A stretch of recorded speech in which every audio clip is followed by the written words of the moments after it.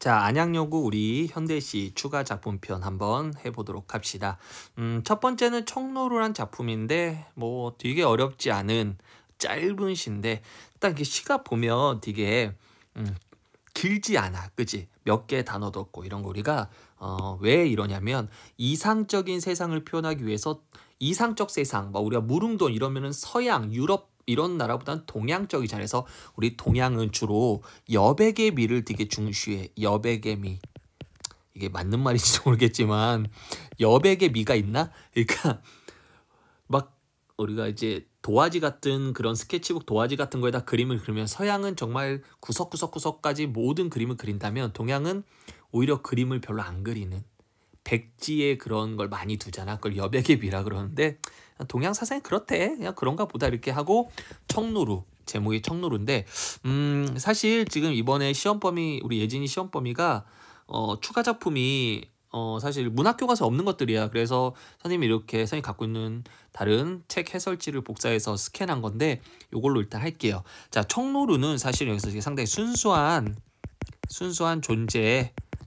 존재로 표현했고요. 그 다음 얘는 상당히 이상적인 어떤 탈속적 세계에서 순수한 존재의 모습을 쓴 시라고 보면 돼요.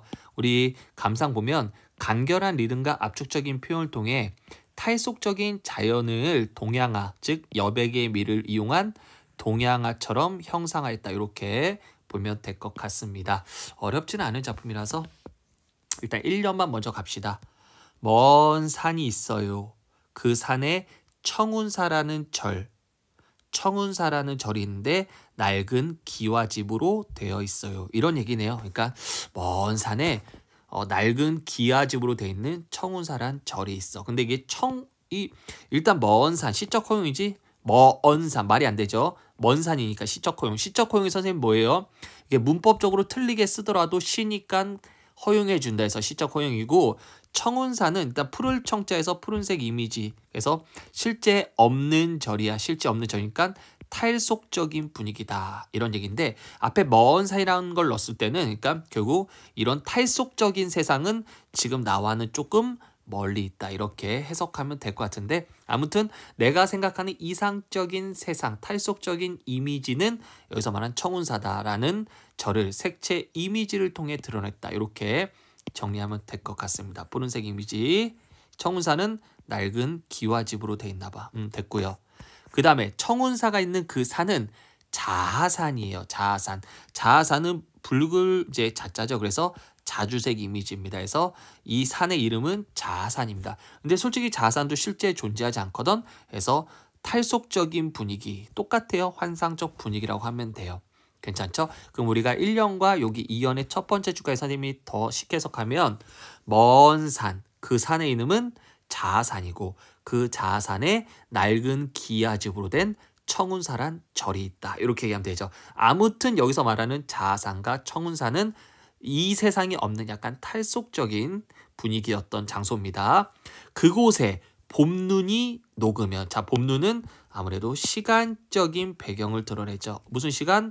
봄이라는 시간 접행해서 그 산에서 봄눈이 녹으면, 그 다음에 느릅나무에 속잎이 피어가는, 뭐 뜻입니까? 느릅나무 안에서 이제 새로운 속잎이 새롭게 피어난다 이런 뜻이야. 이렇게 피어나는 12구비를. 괜찮습니까? 그러니까 자하산에 느릅나무가 되게 많은가 봐.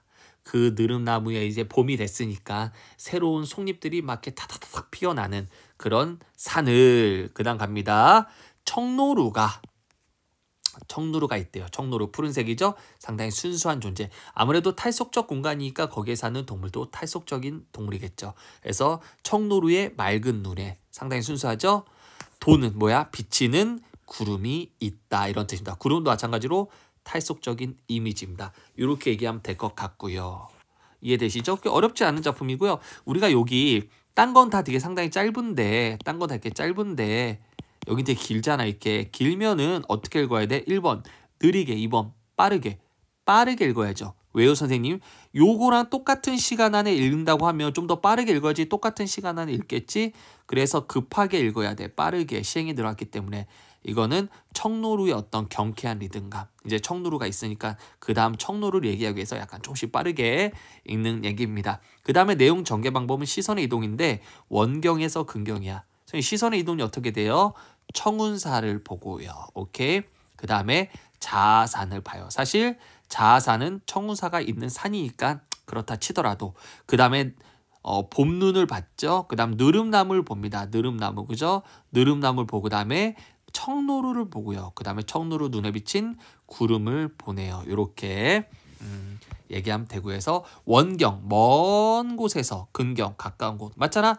먼 산부터 시작해서 이제는 뭡니까? 바로 앞에 있는 청노루까지 근경으로 가게 되고요. 자, 그 다음에 여기서는 정적과 동적 이미지가 조화를 이룬다고 했는데요. 우리 맨 아래 다시 보면 우리 아래 희상전개 1년은 멀리 있는 청운사고 2년은 봄눈이 녹는 자아산이고요. 3년은 새 잎이 자라는 느릅나무 4년은 또 5년은 청노루 눈에 비치는 구름이다 이거고요. 화자가 하늘을 쳐다보며 구름을 보는 게 아닙니다. 청노루 눈에 구름이 보인다는 얘기야. 그럼 청노루가 하늘을 보고 있어야겠네. 그지? 청노루 고개가 하늘 쪽 향해야 되고 그 청노루 눈에 비친 구름을 본다 이런 얘기고요. 자, 그 다음 표현상 특징 정적과 동적 이미지가 조화를 이룬다 했는데 그럼 정적 이미지는 도대체 뭐냐? 아무래도 스테이, 머물러 있는 거죠. 그럼 여기서 움직이지 않는 거 뭐 있어? 1년에는 청운사, 그 다음 2년에는 자아산, 이 정도면 되겠죠. 자, 그럼 동적은 움직이는 거죠. 움직이는 거 1년에 없고 2년에 없고 3년 느릅나무도 동적이 되겠죠. 왜요? 느릅나무가 뭐예요? 새싹이 자라죠. 뭔가 자라는 거 움직여야 되는 거죠. 그 다음에 또 뭐 있어? 청노루. 청노루도 뛰어다닐 수 있는 존재니까 오케이. 그 다음에 구름도 흘러가죠. 그래서 구름 여기는 동적 이미지가 조화를 이룬다. 그래서 정적과 동적이 대비를 통해 뭐 부정적 현실 이런 게 아니라 어쨌든 둘 다 탈속적인 이 속세에서 벗어난 진짜 이상향적인 세상을 표현하기 위해서 쓴 거다. 이렇게 얘기하면 됩니다. 근데 아까 얘기했지만 시선의 이동이 원근에서 그지? 원경에서 근경으로 간다 이거고요. 그다음 비음을 많이 사용했대요. 비음. 비음 뭐냐면 울림소리죠. 울림소리. 우리 기억나지? 오나미 울림소리 활용하면 아늑하고 뭐 은은한 느낌 주나 봐. 뭐 그런가 봐. 그렇죠. 그렇게 얘기하면 되겠죠. 그래서 이렇게 하면 되고요. 그 다음에 예진이 책 보면 사음보라고 적혀있으니까 사음보는 외울 수 있겠죠. 그냥 먼산, 청운사, 낡은 기와집 이렇게 사음보라고 적혀있으니까 이 정도는 정리하면 될 것 같고요. 시선의 이동 얘기했고요. 그 다음에 화자는 작품에 나타나지 않았죠. 그다음 감정은 그닥 없어요. 그죠? 감정이 상당히 절제되어 있고요. 그 다음 마지막에 명사형으로 존경했다. 명사형으로 문장을 끝냈다. 종결했다. 이렇게 우리가 표현하면 될 것 같고요. 됐죠? 이 정도면 될 것 같습니다. 자, 다음 가볼까요? 문제 풀어보시고. 자, 깃발입니다. 깃발은 어렵지 않은 작품인데 우리가 예를 들어서 이렇게 언덕이 있어요. 언덕이 있고 여기가 바다야. 그리고 여기가 이렇게 깃대가 있고요. 이렇게 깃발이 이렇게 펄럭펄럭 흔들려. 이렇게 펄럭펄럭 흔들려. 이 바다를 향해서 바람이 이렇게 분다는 얘기죠. 그죠? 근데 이 바다가 바로 이상향이야. 이상향. 깃발한테는 이상향. 그래서 깃발은 이 이상향으로 가고 싶은 거야. 가고 싶어. 그지? 그런데 문제는 뭐냐면 못 가. 왜 못 가? 뭐 때문에? 요 묶여 있잖아. 요 깃대 때문에 못 가. 그래서 주제는 이상향을 동경하지만 이상향에 대한 동경 뭐야? 원한다 이거지. 하지만 깃대 때문에 가지 못하고 좌절당하는 깃발의 모습을 표현한 겁니다. 그래서 주제는 이상향에 대한 동경과 좌절이다. 여기 이렇게 써 있죠.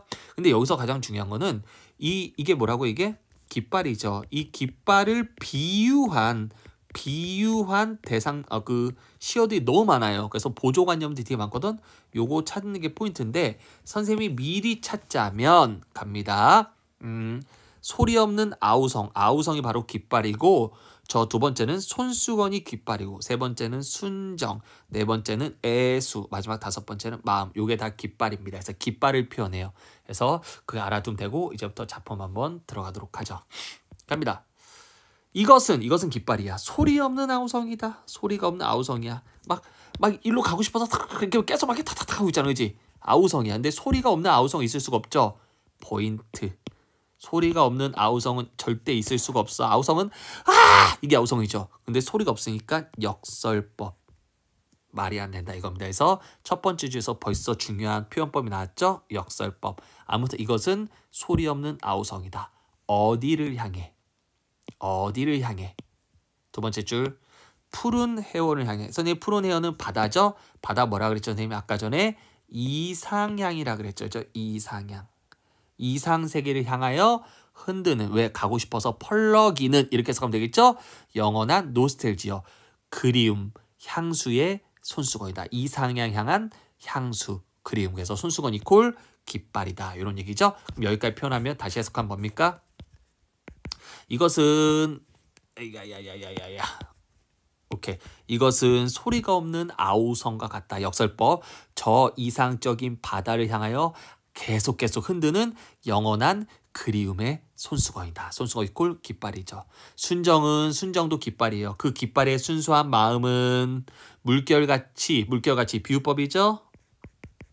그렇죠. 물결같이 바람에 펄럭이고 이런 얘기입니다. 어딜 향해? 바다를 향해. 그런데 오로지 맑고 곧은 이념의 표대 끝. 자, 이념의 표대 끝 되게 중요해. 이념의 표대 끝. 왜요, 선생님? 이념의 표대가 바로 뭐예요? 깃대야, 깃대. 이 깃대 끝에서 이 깃대 때문에 결국 뭐 하게 돼? 좌절하게. 한계를 얻게 되는 거죠. 깃대 끝에서 그 애수 뭐야? 슬픈 마음은 왜? 바다로 못 가니까. 애수 이꼴 깃발은 백로 마찬가지로 뭡니까? 백로 마찬가지로 비유법이죠. 백로처럼 날개를 펄럭인다. 이런 뜻입니다. 오케이? 날개를 펄럭인다. 그래서 뭐 색채 대비래요. 이 백로는 흰색이고 그 다음에 푸른 해연 어디 있냐? 요거 푸른 해연은 파란색이니까 이게 색채 대비래. 나올 것 같진 않아. 아무튼 그냥 색채 대비가 있다 정도만 알면 되고요. 아무튼 여기까지만 다시 잘라볼게요. 여기까지 다시 해석해볼게요. 갑니다. 이 깃발은 소리 없는 아우성이다. 역설법. 저 이상적인 바다를 향하여 펄럭이는 영원한 그리움의 손수건이다.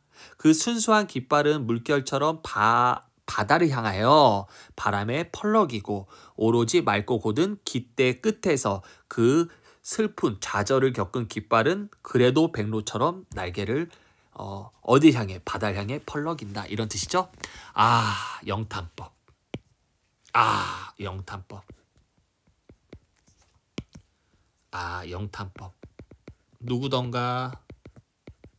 누가 이렇게 슬프고도 애달픈 마음, 깃발이죠. 저 슬픈 애달픈 깃발을 맨 처음 공중에 단 그는 누구던가 순서 바뀌었죠. 도치법. 그래서 도치법을 통해서 슬픔을 표현하죠. 안타깝다. 그죠? 누가 저 깃대에다 저 깃발을 달았던가. 바다를 향해 가지도 못하는 저 안타까움. 이런 얘기죠.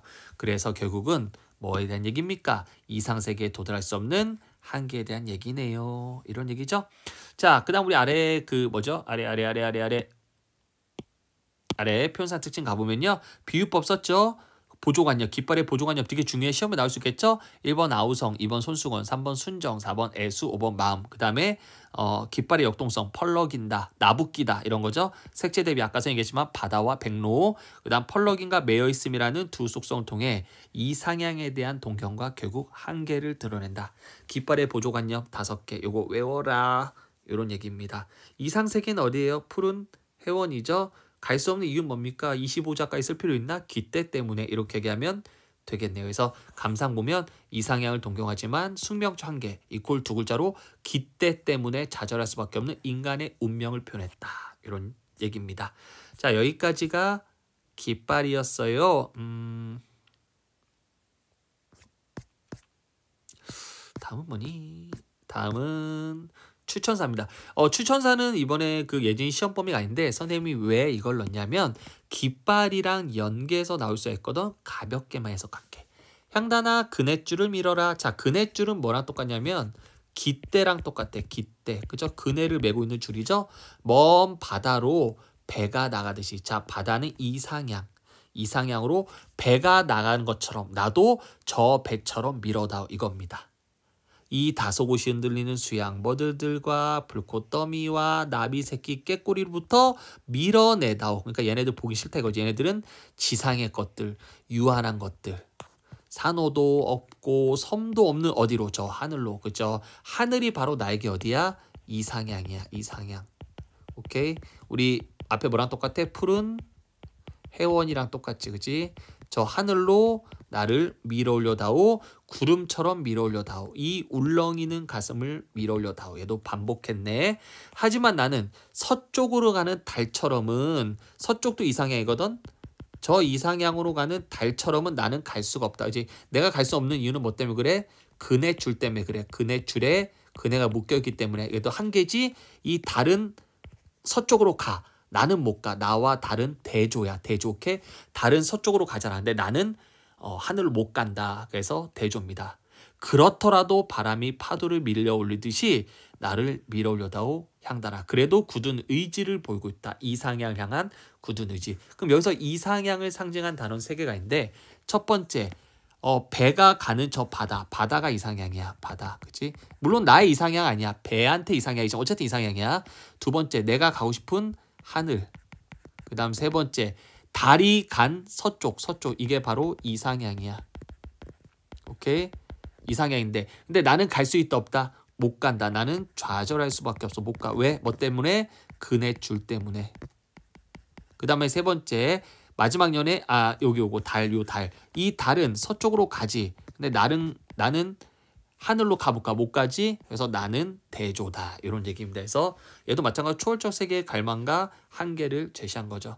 이거 나올 수 있겠죠? 연계 완전 똑같죠. 주제가 솔직히 알아두시면 되고요.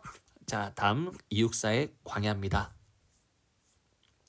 자, 264의 광야는, 우리 264 하면은 일제강점기 때 시인이고, 광야는 넓은 땅인데 당연히 그 넓은 땅은 뭐겠어? 우리 조국이겠지. 일제강점기 우리 조국이겠지. 상당히 의지적이고 저항적입니다. 미래지향적이죠. 제재는 광야, 주제 조국 광복을 원한다. 독백적 어조입니다. 혼자 말한 거고요. 그 다음에 대조, 눈과 매화라는 대립적 시어를 통해 극복 의지를 표현했다. 그 다음에 뭐 종결음이 활용했는데 다양한 종결음을 활용했다. 이런 거 느낌하면 되고요. 그 다음 이거는 시상 전개 방식이 시간의 흐름이에요. 별표 쳐야 돼요. 시간의 흐름. 우리 아까 전에 내가 봤을 때는 이번에 학교 선생님이 이거는 시상 전개 방식 때문에 내신 것 같은데, 청로로는 시선의 이동이죠. 그 다음에 광야는 시간의 흐름입니다. 과거, 현재, 미래. 좀 더 해드릴게요. 시 핵심 시어도 좀 더 읽고 나서 다시 돌아옵시다. 자, 갑니다. 까마득한 날에, 아주 옛날에, 과거죠. 하늘이 처음 열렸다 이꼴 천지가 개벽하다 라는 뜻이야. 하늘이 처음 열렸다 뭔 뜻이라고? 천지가 개벽하고, 즉 이 세상이 생기고, 어디 닭이 우는 소리 이꼴 생명의 소리가 들렸겠냐? 서리법. 들렸다, 안 들렸다? 안 들렸다, 이런 뜻이야. 오케이? 까마득한 날에 이 세상이 처음 생기고 생명의 소리는 들리지 않았다. 그만큼 광야는 어떤 곳이다? 원시적인 곳이다. 오케이? 시간적으로 신성한 원시적인 곳이다. 광야는 원시적 곳이다. 이런 뜻이야. 두 번째, 모든 산맥들이 바다를 사랑해서 달려갈 때도, 의인법이죠? 산맥들이 달려간대. 차마 이곳은 어디야? 광야야. 이 광야는 범하지 못했다. 밟고 가지 못했을 거다. 아무리 산들이 바다를 사랑해서 바다를 향해 달려가더라도 이 광야는 밟지 못했다. 그만큼 광야는 신성한 곳이다. 그래서 공간적인 신성성, 얘는 시간적 신성성, 얘는 광야의 신성성인데 공간적인 신성성이다. 그만큼 산이 밟고 지나가지 못하는 곳이다. 3년, 끊임없는 강음은 빛이야. 부지런한 계절이 피었다 졌다. 자, 이거 중요하지. 별표. 끊임없는 시간이 계절을 피웠대. 뭐라고요? 끊임없는 시간이 계절을 피웠대. 시간의 흐름은 눈에 안 보이지? 근데 계절이 피었다 졌다. 꽃 피듯이 표현했죠? 이거 선생님이 예전에 고전에서 했었는데, 추상적 개념을 구체적으로 형상화. 즉 눈에 안 보인 걸 눈에 보이게. 시간의 흐름을 꽃이 피고 지는 것으로 표현했으니까. 그래서 결국 시간이 흘렀다. 그리고 이 광야에 큰 강물이 이퀄 뭡니까? 광물 이퀄 역사입니다. 이 역사가 비로소 길을 열었다. 이퀄 역사가 시작됐다 이 뜻입니다. 여기까지 잘라볼게요. 여기까지 과거죠. 다시 1년. 뭘 상징하죠? 아주 옛날에 이 광야에는 생명의 소리가 들리지 않았다. 그만큼 원시적인 곳이었다. 서리법을 통해 드러냈고, 2년. 모든 산맥들이 바다를 향해 달려갈 때도 이 광야는 밟고 함부로 밟고 지나가지 못했다. 그만큼 광야는 신성한 곳이다. 의인법을 썼고요. 세 번째, 그리고 이런 광야에 시간이 어땠다? 많이 흘렀다. 그래서 비로소 이제 역사가 시작되었다. 그래서 여기서 쓰인 표현상의 특징은 추상적 개념을 구체적 시각화했고요. 여기까지 과거죠. 그래서 과거 광야의 원시성, 신성성, 그리고 문명이 시작됐다 이거고요. 현재 갑니다. 그런데 이런 광야에 지금 뭐가 내린다? 눈이 내린다. 자, 무조건 눈이라고 해서 안 좋은 건 아니야. 우리 앞에서 얘기했듯이 안 했네요. 다른 작품에서 눈이 긍정일 수 있지만 얘는 일제강점기 때문에 부정적 상황입니다. 지금 눈이 내려. 하지만 매화향기는 봄을 알리는 향기겠죠. 그래서 이거는 광복의 기운. 매화는 봄이니까 봄의 향기가 홀로 아득하게 풍긴다. 이거에서 극복할 수 있는 그래도 화자 의지가 조금씩 풍긴다는 겁니다. 그래서 내가 여기서 가난한 노래시를 뿌리겠다. 왜? 봄을 맞이하기 위해서 가난한 노래시를 뿌리겠다. 근데 생각해봐. 겨울에 밖에 나와서 노래시 뿌리면 씨 뿌리면 추워 안 추워? 춥지. 나를 희생하겠다 이거야. 그죠? 나라를 위해서 나를 희생하겠다. 내가 이 상황에서 밖에 나가서 봄을 맞이하기 위해서 씨를 뿌리겠다. 그치? 근데 지금 일제강점기 때 그러면 일본 애들이 나 그거 알면 나 죽이겠지. 그래도 나 그거 두렵지 않다. 나를 희생하겠다. 이런 뜻입니다. 그래서 여긴 현재입니다. 여기가 현재. 현재는 어떤 상황이야? 부정적 상황을 던졌고 이런 부정 상황에서도 광복의 기운은 아득하고 오케이? 그럼 매화 향기가 누는 대조네. 이건 대조네. 그리고 나는 여기서 봄을 맞이하기 위해서 나 자신을 희생하겠다. 이런 얘기입니다. 마지막. 다시 청고 뒤에. 자, 미래죠? 다시 청고 뒤에. 미래. 백마 타고는 초인이 있어. 뭡니까? 조국 광복의 어떤 후손들. 그죠? 후손들이 있어서 이 광야에 와서 광복을 맞이하면 목노와 노래를 부르게 하겠다. 다시 아주 미래에 백마 타고 있는 우리 후손들이 있으니까 이 광야에서 광복의 노래를 부르게 하겠다. 이런 뜻이겠죠. 그래서 미래에 대해서 상당히 기대하고 확신하죠. 그리고 여긴 미래구에서 시간 정해 방법 과거, 현재, 미래다. 다시 정리하면 1년은 광야의 원시성, 2년은 신성성, 3년은 시간이 흘러서 광야에 이제 문명이 시작됐다. 그러니까 과거고 4년은 현재, 광야는 눈 내리는 부정적 상황이지만 봄을 맞이하는 매화 향기가 아득히 풍기고 그래서 내가 여기서 나를 희생하며 씨앗을 뿌리겠다 이거죠. 미래를 준비하겠다 이거고요. 다음 마지막에 미래 뭡니까? 그리고 우리 백마 타고는 우리 후손들이 있어서 이 광야에서 광복의 노래를 부르게 하겠다. 이렇게 하리라 명령형 그지? 뿌려라 명령형 열었다 평서형 그 다음에 뭐 들렸으라 의문형 이렇게 다양한 종결 어미를 사용했다. 이런 얘기하면 되겠네요. 다음 작품 가겠습니다. 이 새벽편지도 상당히 낯선 작품이라서 미안해요. 선생님이 앞에 이거 한다 그랬죠. 이거 앞에 광야. 자 우리가 1, 2, 3년은 광야의 과거에 대한 얘기죠. 원시적이고 신성하고 역사가 이제 시작됐다. 그 다음에 4년은 뭡니까? 이제 현재 광야 현재 부정적 현실을 얘기했고요. 하지만 거기서 극복 의지 드렸고 마지막 미래는 어때요? 그럼 우리 후손들에게 광복의 노래를 부르게 하겠다. 이런 얘기입니다. 자, 광야는 우리 민족의 삶의 터전. 그죠? 매화 향기는 고난을 극복하겠다는 화자의 어떤 의지고요. 가난한 노래씨는 자기 희생이라 그랬죠. 백마 타고 초인은 뭡니까? 우리 후손들이 됩니다. 이렇게 정리하면 되겠네요. 자, 다음 이제 새벽 편지도 이것도 아까 선생님 다시 얘기했지만 되게 낯선 작품이죠. 그래서 이것도 한번 가볍게 보도록 합시다. 새벽은 어둠을 지나 밝아올 아침을 기다려. 그죠? 일단 딱 봐도 어둠 부정적이야. 이제 어두운 세계, 시련 세계, 고통의 세계를 지나 아침, 긍정의 시간을 기다리는. 그지? 이제 그러니까 결국 새벽은 뭐야? 결국은 이제 고통은 거의 끝나가고 이제 희망, 긍정의 시간이 다가오는 그 시기죠. 새벽에 깨어난 화자는 누군가에게 편지를 쓰고 있어요. 자, 어떤 편지 쓸까? 가볼까요? 우리 갑니다. 새벽에 일어나 아까 선 새벽 얘기했지만 이제 어둠에서 희망으로 넘어가는 시간이라 그랬죠. 반짝이는 별을 보고 있으면 자, 별 동그라미 쳐야 합니다. 별 이퀄 희망. 그죠? 새벽에 일어나 반짝이는 별을 희망을 보고 있으면 이 세상 어디엔가 마르지 않는 사랑의 샘이 하나 출렁이고 있을 것 같다. 뭐야? 이 세상 어디에나 사랑이 충만한 곳이 있을 것 같다. 이런 얘기입니다. 오케이.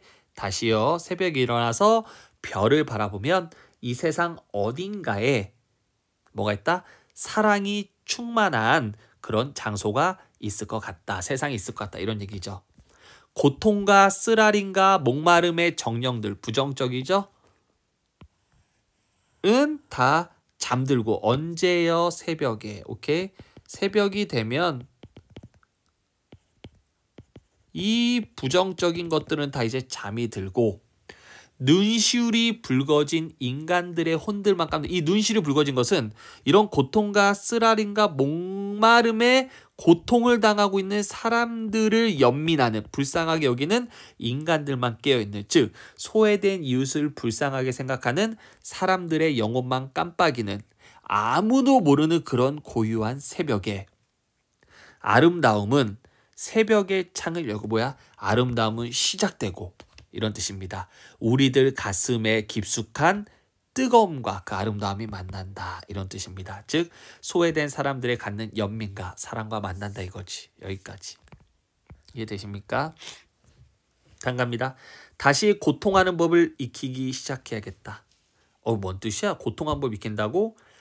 다른 말로 해석하면 뭡니까? 고통받는 사람들을 애정하고 관심 기울일 수 있는 일을 시작해야겠다. 이제 밝아올 아침, 화자가 원하는 그 희망의 세계의 자유로운 새소리를 듣게 해요. 새소리 좋은 거죠? 희망의 세계에서 들린 소리니까 따스한 햇살과 바람과 라일락 꽃향기, 이것도 마찬가지 좋은 거를 맡으며 진정으로 반복 너를 사랑한다는 그 한마디. 새벽 편지를 쓰기 위하여. 새벽 편지 이제 나왔는데 제목 뭡니까?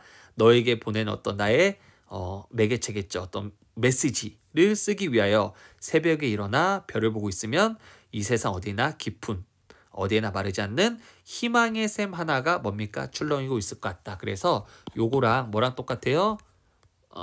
요거랑 똑같죠. 그래서 숨이 상관이다. 이런 얘기야. 그래서 새벽에 일어나면 어딘가 희망의 세상이 있을 것 같다. 그냥 그런 얘기예요. 그 희망의 세상에는 새소리도 들리고 꽃향기도 있죠. 그죠? 이런 얘기입니다. 자, 제목 새벽 편지. 새벽은 밤을 견디고 밝아올 아침을 기다린 시간이죠. 미래 희망을 준비한 시간입니다. 편지는 상대방에게 자신의 마음을 전해주므로 따뜻한 마음, 연민, 사랑을 뜻합니다. 외우셔야 합니다. 내용 전개 방법 뭐지? 내용 전개 방법은 뭐 시간의 흐름을 봐도 될까요? 이제 새벽에서 아침으로 넘어가고 있으니까 됐죠? 자, 이렇게 하면 되고요. 현실 세상은 어때요? 부정적이죠. 그 다음에 새벽에 내가 희망을 준비하는 시간이야. 새벽이. 그래서 편지를 씁니다. 희망이 넘치는 세상이 왔으면 좋겠다. 밝아올 아침은 희망의 세상이 될 거다. 이런 얘기가 되겠네요. 자, 마지막 우리 신경님의 농무입니다. 자, 농부는 농무야. 농무는 농은 농부에. 자, 농무를 적으면 농무. 농은 농부들의, 무는 춤이야. 농부들의 춤인데 이게 시대가 산업화거든. 우리가 보면 사실적으로 비판적인데 산업화로 소외되고 억압받는 농민들의 슬픔을 드러낸 거야. 그럼 여기서 말하는 춤은 결국은 농민들의 뭘 드러내는 거야? 슬픔을 드러낸 춤이야. 자, 포인트 얘는 공간에 이동했다는 시상이 전개된다. 피폐해진 농촌의 모습을 표현했고 역전적인 구성, 역전 뭐야? 시간이 거꾸로 된 겁니다. 절망감을 극대화했다. 직설적인 표현을 통해 현실에 대한 인식 드러냈고요. 반어적이고 역설적인 표현을 썼다. 반어가 역설, 반어 역설 뒤에 나와요. 그 다음에 이건 공간의 이동인데 처음엔 텅 빈 운동장에서 공연 끝나고 소주집과 술 먹고 시장으로 나가고 세전 도수장을 간다. 요거 공간의 이동 알면 됩니다. 자, 이제 갑니다. 읽어볼까요? 징이 울렸다. 아이고 망했다. 여기 있다. 징이 울렸다. 막이 내렸다. 이걸 뭐야? 공연이 끝났다. 오동나무에 전등이 달려있는 임시 무대. 그러니까 임시 무대에서 공연한 거지. 구경꾼들이 돌아간 텅 빈 운동장. 쓸쓸하죠. 그죠? 뭐랑 똑같아? 이거 산업화 시대. 농촌이랑 똑같죠. 산업화 시대. 이거 산업화 시대시라 그랬지. 텅 빈 농촌 똑같죠. 우리는 분이, 자, 분 동그라미, 분 두 가지. 하나는 분장, 공연했으니까. 또 하나는 분노. 우리는 분이 얼룩진 얼굴로 학교 앞 소주집 가서 술을 마신다. 오케이? 소주집으로 장소를 이동했죠. 아까 전에 텅 빈 운동장에서 소주집으로 장소를 이동했죠. 아무튼 답답해서 술 먹어. 답답하고 고달프게 사는 게 원통하다. 와, 화자의 정서가 직접 제시됐죠? 왜 그런지 볼까요? 꽹가리를 앞세워 시장으로 나가면, 자, 장거리 나갔죠? 따라붙어 악을 쓴 건 쪼무레기들밖에 없어요. 처녀애들은 담벼락에 붙어 킥킥거려. 왜? 농촌에 사람들이 없었어. 젊은이들이 다 떠났기 때문에 꼬마애들 아니면은 처녀애들밖에 없습니다. 그래서 이게 현재 농촌의 현실이죠. 되게 어떤 현실이야? 사람들이 없는 몰락한 농촌의 모습입니다. 자, 이런 현실에 대해서 보름달은 밝고 어떤 녀석은 꺽정이처럼 울부짖고, 꺽정이처럼 울부짖다는 얘기는 현실에 저항하고, 원래 꺽정이가 옛날에 의적이라 했지. 그래서 우리 그 현실에 저항하겠다, 뭐 힘든 세상 이런 얘기죠. 그래서 꺽정이처럼 현실에 저항하고, 또 어떤 녀석은 서림이처럼 헤헤거려. 서림이는 누구냐면 꺽정이의 부하였는데 나중에 관군들, 경찰들한테 꺽정이 위치를 알려서 꺽정이를 죽게 만들어. 얘는 현실에 뭐한 애야? 현실에 타협하고, 그지? 붙어 사는 애야. 그럼 마찬가지로 뭐라 그래? 서림이처럼 해야 돼. 뭐야? 현실에 순응하며 살지만. 현실에 순응. 다시 갈게요. 보름달은 밝고 어떤 녀석은 임꺽정처럼 분노를 표현하지만, 또 어떤 녀석은 서림이처럼 현실에 순응하지만, 헤헤, 이까지 산구석에 처박혀 발버둥치들 뭐 하겠냐? 서리법 답 없다 이거지? 산구석에 처박혀 발버둥치들 황폐해가는 농촌 현실. 비록 값도 안 난 농사 때, 어우, 중요한 단어 나왔다. 1년에 답답하게 산 고달프 상이 원통하다. 이유가 뭡니까? 농사 져봤자 비록 값도 안 나오니까. 비록 값도 안 난 농사 따위 여편에게 맡겨두고 우리는 소시장을 걷죠. 자, 소시장 갔어요. 도살장 앞에 올 때 우리는 신난다. 야, 도살장은 죽이는 곳이지. 소를. 그러면 저 죽는 소와 나와 뭐가 달라? 나도 이제 곧 죽겠지 이런 생각이야. 근데 그때 신난데. 정말 신나? 역설법도 되고 어떤 책에서는 반어법이라고도 썼어요.